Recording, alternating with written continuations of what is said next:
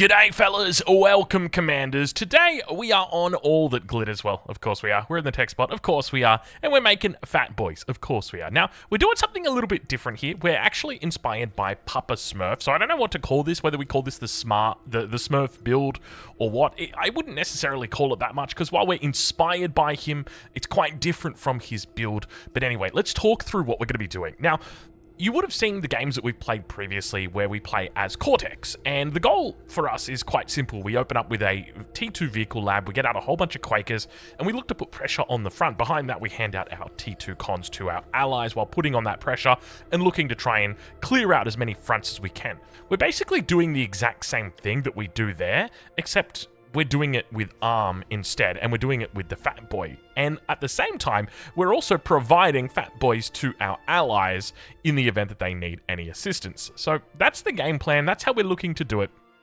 We're playing under a new account name. You will recognize that we've changed our account name. We're Charging Stopped. I looked at my phone and it said Charging Stopped, and I was like, okay, that's a good name, Charging Stopped.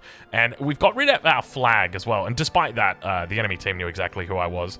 I think this is largely just because your name will continue to carry over. You can see we've got pretty unfavorable wind so far this game. We're sitting at about 4. There's actually a cool little mod that you could get which allows you to see the history of the wind. This is not one of those games where you want to see the history of the wind. Have a look at this. It was down at like 4, something like that. Now it's down at 3. And it's like this for the entire early game. Of course, I should also reiterate that I'm watching this right now with you guys. This is a video. I can't play and talk at the same time, or at least I shouldn't. I feel like I'm OS 34 when I'm not talking and when I'm just playing by myself. And then as soon as I start talking and playing at the same time, I go down to like OS 23.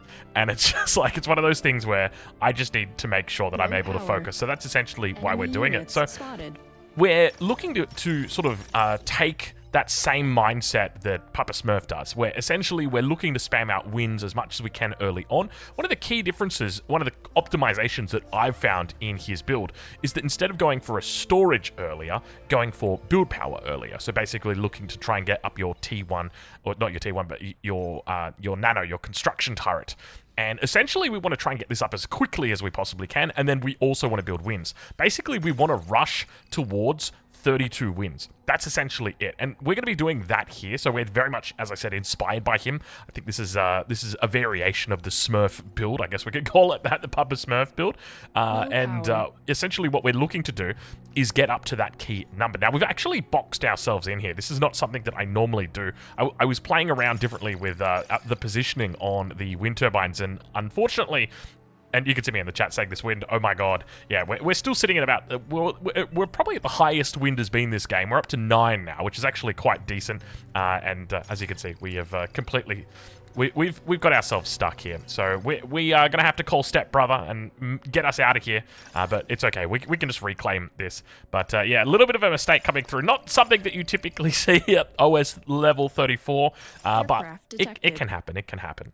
Other than that, though, Season 3 has begun. So there's some pretty good players on the enemy team, like Quetix. I think he was like OS 40 last season. So obviously it's going to take some time for everyone to get back up to where they were. Morpheus was like OS, I'm not even kidding you, I think like OS 38 or something. He's down to 24. So it can be a little bit unforgiving at the start of the season, especially if you lose a whole bunch of games.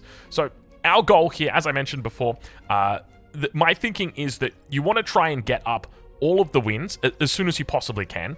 And if you start to excess on energy, then you need to be throwing down those storages. Only then do you need to be throwing down those storages.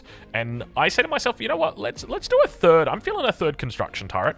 I've been like toying with the idea of just going with 2 or 3, and I found 2 can be a little bit underwhelming, especially if you don't get given a whole bunch of metal. And I noticed that like some of my allies were floating metal, and I could probably ask them for metal. Big OS difference on air. You can see me in the chat saying, so this is something to always be really aware of, is like air is one of the most instrumental positions. So here we've got our second lowest player, and he was begging me for the tech spot, and I was like, hey bro, like not gonna happen, that sort of thing. And he's up against Morpheus. Morpheus is an air main, and as I said, like very high OS last season. So it's not going to be a fun game for him, especially because he is a tech main. He does not really understand, or doesn't really know how to play air. So we've gotten all of our wind turbines up. It's been a very slow early wind game. Normally we can get our T2 lab up by now, by this point, but just because of that really slow early stage with the wind, it's taken a long time. So what I really want to focus on here is just the control. And this is part of the reason why I actually recorded this and why we're not actually looking at the replay, is because I want to show you the extent of control that you need to have when it comes to your Fatboy. I've been playing with this strategy a bunch, and one of the things I've found is that you need to be on the ball, so incredibly on the ball. I had a Fatboy with 130 kills in one of the games that I played, and so I said, all right, like, I think we're getting to the point now where we're very much paying attention to the Fatboy, and I feel like the Fatboy is actually better than Quakers when it comes to its forgiveness, just because even though it's a little bit slower, it feels like it's got the lower turning circle. Just basically means if you're in a bad spot, you can pretty easily find your way out. I rarely find my Fatboys getting degunned now.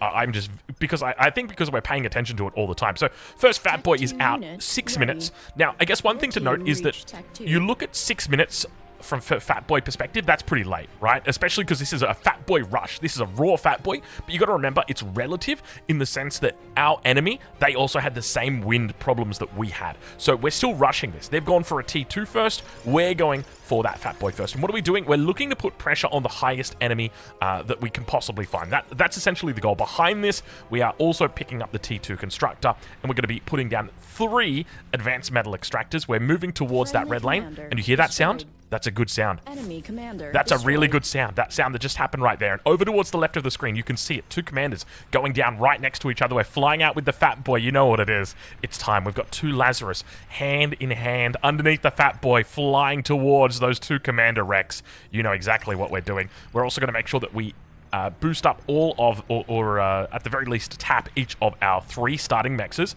Fatboy is now going to come down. Fatboy should be able to hold this. The main thing that we want to do is just make sure the enemy is not gathering up this metal. So you can see I'm targeting back there just to make sure that if those are Lazarus, we're able to take them out. And so now we're going to move in here towards this almost 3,000 metal at 7 minutes and use the Fatboy to secure this. You can see there is an ally commander in here as well. And the ally commander is obviously going to do quite a bit of work. The fact that he's in position, we're easily able to come into this spot. Units We've got under attack. a huge donation of metal as well. And you can see that we've just been really focused up here on the front. Even the brief second that we look away, we almost get degunned. Fortunately, the enemy was probably degunning for the wrong units. If he tried to degun for the Fatboy and maybe given chase a little bit longer, he probably could have got us. But even in just that brief little bit of time, we almost got degunned. So it's just one of those things where you've got to be so damn careful with it. And we try and hit down that enemy commander, but unfortunately he moves right behind the pillar. He's one tap away as well. And he was right next to that red commander. If he had blown, they both would have gone, and that would have been another, another 2,500 metal for us. So we've had a great time. We've just obviously eaten a huge amount of metal. Behind this, we built up a few butlers. T2 cons haven't really started coming out yet. We are playing with the easy tax mod option on as well, so you'll see all of these units, all of these T2 constructors are stunned for the moment. So we're going to get another Fatboy out towards the front. But so far, the main goal that we've achieved is that we've been able to secure early metal for us. That's really, really good. And we're able to begin pushing that or putting that into other units. And you can see we're just getting huge donations of metal here, which is not something that I normally account for. And it's part of the reason why going for that fourth construction turret, the same way that Papa Smurf does, is so very, very good. Because in this circumstance here, you can see I've just gone, okay, we're back down to this whole 3-win shebang thing. We just got to do something. We got to do something reasonable. So one of the things I love doing here, and you can see we're guarding the Fatboy, so that in the event that he actually gets damaged, we will repair him, and then we're just reclaiming anything that is near us. That's essentially it. We just use the Fatboy. We're just watching the Fatboy behind the scenes. We are slowly building up our wins, but we're still struggling. We're still struggling. This wind is up to 14 now, so it is slowly coming on board. And once we establish ourselves, once we establish the wind, we're going to be fine.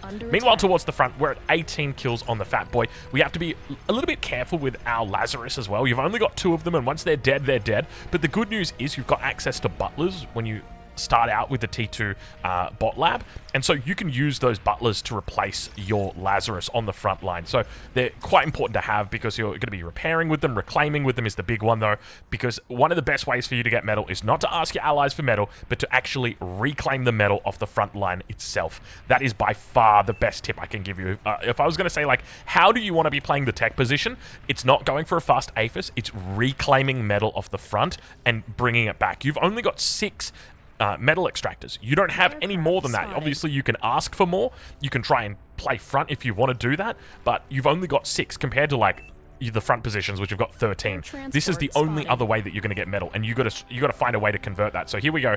At 10 minutes, handing out all of our T2s. So, you know, a little bit earlier than what we see Papa Smurf do it. We've got our second Fatboy out over in the green lane. I think we actually just dropped him off. And now we're still pushing, we're still holding with our own Fatboy. And this is one of the key differences with the Fatboy compared to the Quakers. When it came to the Quakers, I didn't really feel comfortable handing them over to allies just because it feels weird just giving them like 1 Quaker or 2 Quakers. Whereas if you're giving them an entire Fatboy, I feel like it makes enough of a dent that the enemy is going to give that the attention that it deserves. I don't want to just give you a Quaker and then you forget about that Quaker and then it gets degunned or something. Or not degunned, but, you know, probably dies to rocket bots. Oh, don't remind me of that game. That was a tough game. Meanwhile, back towards the base. So you can see we heavily microed right there on the Fatboy, and now we've handed out all of our T2s, and now it is time for us to begin making our fusions. Takes a little bit of math right here for us to work out exactly where we want to put down these fusions. Ideally, we want to keep them square with the base, though. Always want to make sure that we are avoiding building off center or off grid.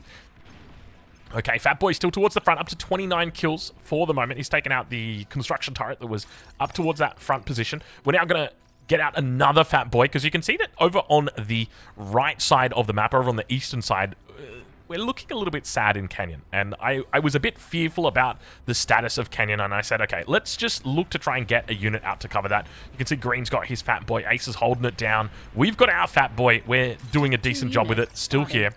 And we've managed to push back the enemy red player, Quedix. He is holding back away from his own 3.2. And of course, we've seen the bomb, the commander explode, and immediately we're over there. And I mentioned to our allies, eat, straight away, telling them, eat. Very, very important to make sure we're eating. In this spot here, I think I've probably realized a little bit too late that my ally was building up APHIS and fusions down in that spot, and I've just kind of like built over the top. But I don't even think it really registered to me.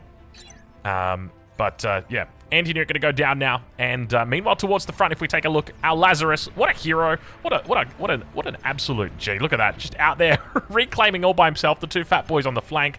Couple of units there to help him out, and we do need to be cautious about enemy commanders, but of course this is a yellow commander that just died, so we're going to be absolutely fine. I'm kind of curious. Hold on, can I just check? I'm just going to rewind. Yeah, we overflowed by quite a bit right there. Actually, no, we didn't overflow by anything. Oh, that was well done by us. I was a little bit worried that we overflowed when we ate our lab. I wasn't 100% sure on that, just because I didn't account for the fact that we'd eaten the commander, and you can see we've eaten about 1,000 off him, so definitely a decent number. A little bit of a breakthrough coming in right now, though, with Yellow Neo attempting. Normally, Neo's an air player, but I think he's realized that it's kind of hard you got to be very, very good to climb on air and get really, really ultra high OS. I think you have a lot more impact from the front. Obviously, it sucks when you've got a bad air player, but you definitely notice it a lot more when you've got a bad front player. That's for sure. But for the most part, we've been able to clean that up.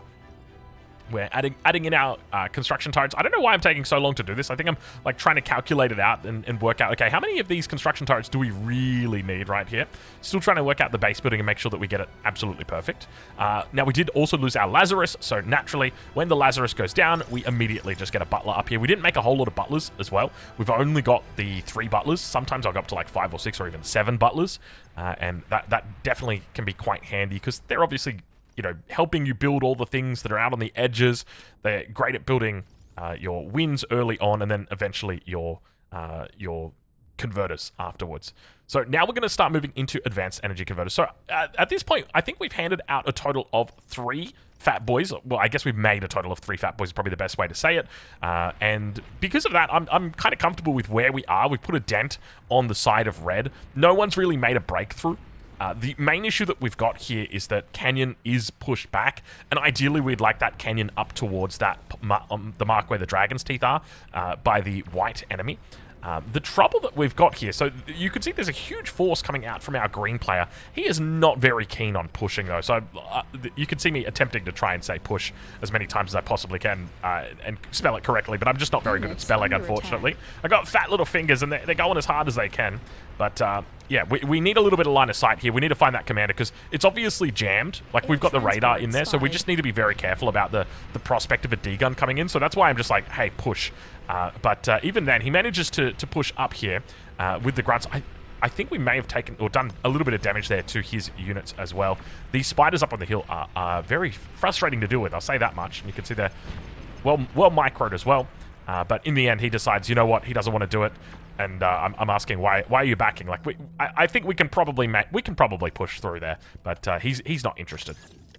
So we're going to continue adding in more fusions. So we're at the 15-minute mark now. This is our 4th fusion coming down. We've already got the anti-nuke up, so we're sitting nice and safe. And there's no real threat of the nuke coming in and hitting us, so we're definitely feeling good about that. There's always the risk of, like, gremlins or something like stealth tanks. But at the moment, the only gremlin on the map is us, and we have just been an absolute gremlin for that metal, just looking to try and, you know, suck it up anywhere that we possibly can.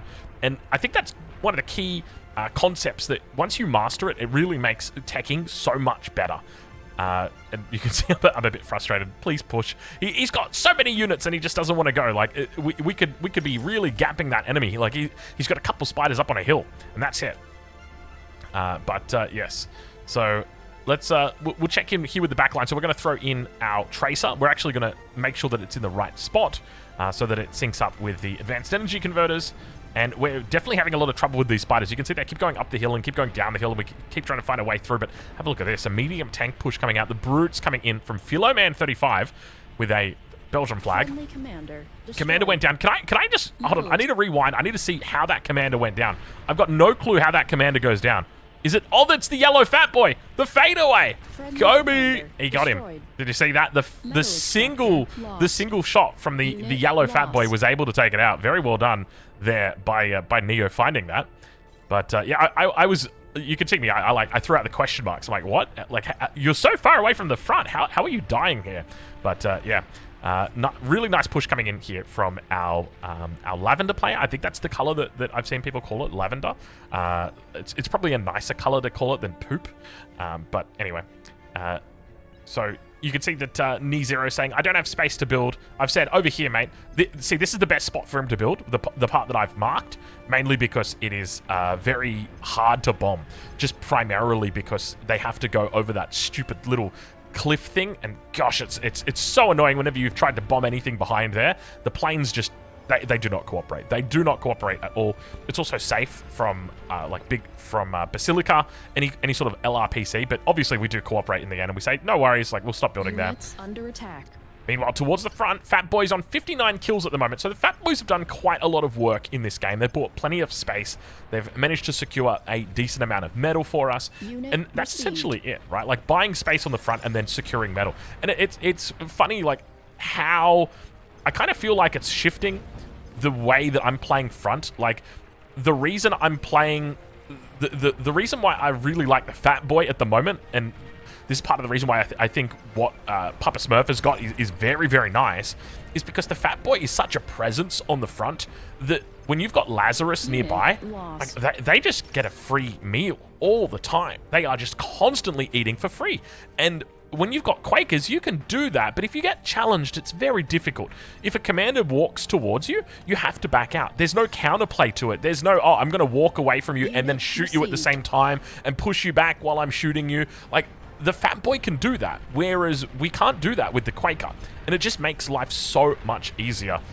And I think especially early on. So here you can see we're at the 19-minute mark. We've got a Fatboy here, 64 kills. This guy is a bit of a hero, and now going to be able to take out the Mausers. Not to mention the fact that he does very well against the Mausers. The Fatboy does.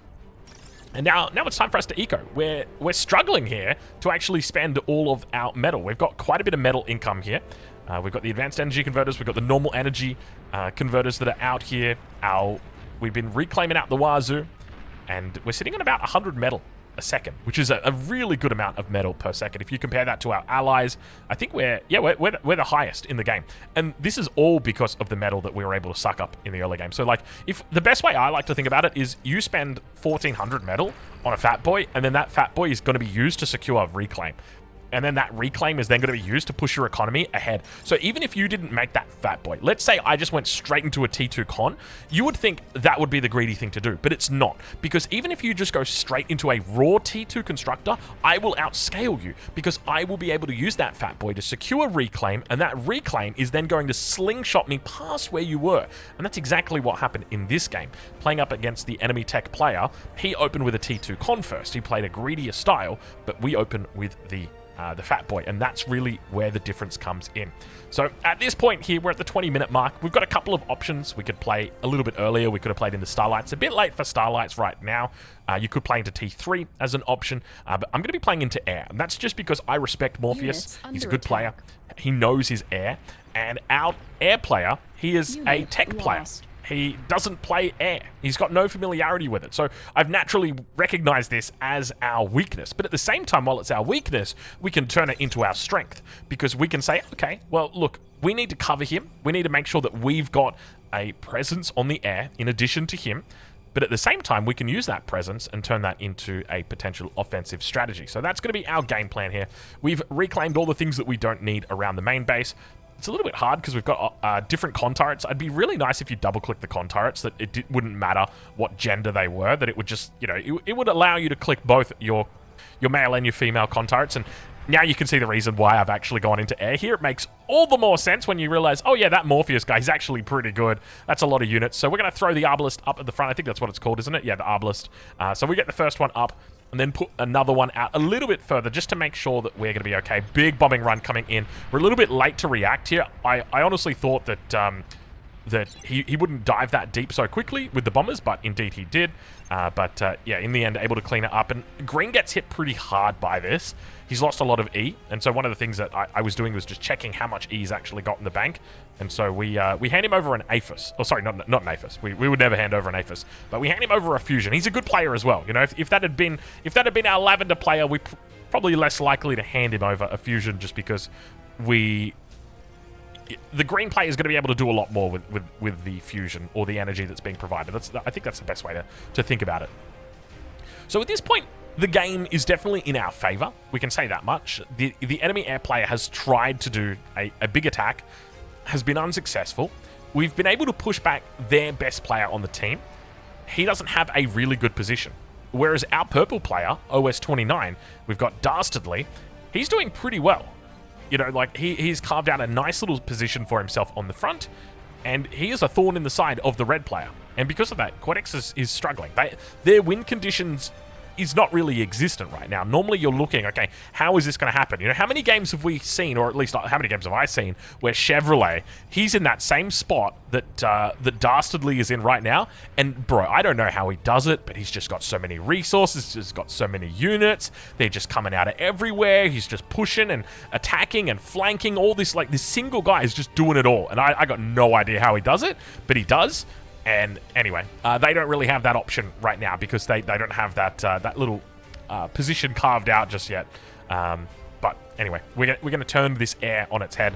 We're going to move into a whole bunch of Hailstorm, and we're obviously looking towards the back line to try and find out, okay, where's the best spot for us to hit? We want to try and target down an Aphis stack at this point. 23 minutes. There should be a player with at least 1 to 2 Aphis, maybe 3 Aphis if we're lucky. So if we can find that player, normally it's going to be air. Sometimes it could be the tech player. Sometimes you get a real greedy front that could do it. We want to try and find that stack, and then we're going to commit to it.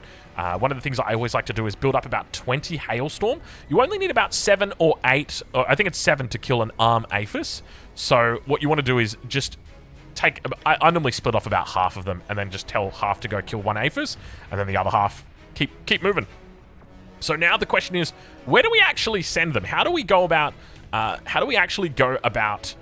moving our bombers in a specific route? Well, we'll talk about that in a little bit, because we're about to put down our Aphis. Why are we putting down the Aphises? We're putting down the Aphis, the Aphi. What's the plural of Aphis?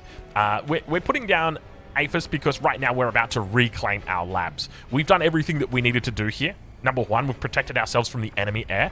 We're about to go for a big counterattack. And so we need to make sure that behind that, we're looking to continue scaling as hard and as fast as we can. So we're going to reclaim the air lab at number 1, reclaim air lab at number 2, and we are just going to go big into APHIS.